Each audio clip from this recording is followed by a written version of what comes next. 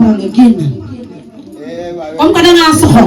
di ñaan bon nekk ci TikTok bi lu nekk nga ma koy wax ak ci réseau yi mbay génn sama répétition waxoon naa la bu fi ñëw génnal comme que danga ne du fees génnal mbay génnal yow wax naa la waa génnal mbay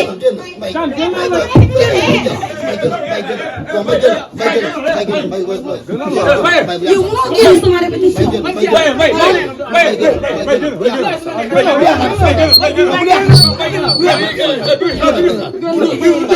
doo génn yow nee nga du fees kay génn damaa xamul fii kan moo la ko wax yow moom yaa may tooñ lenn man yaa ko wax fii la bëgguma coow nag fii dafa doon waaye xool ko doon def sama périg bi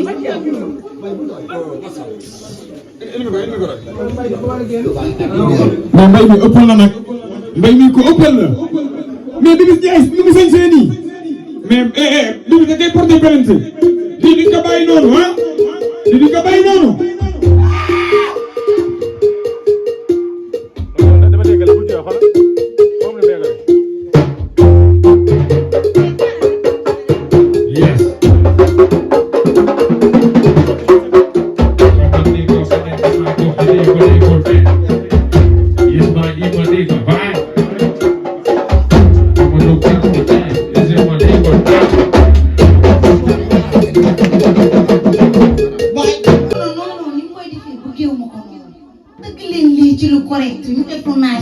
répétition bi waaye bàyyi la liggéey ni def waaye yow ma ko nii du keroog li lay répété li lan la nag soo yow tam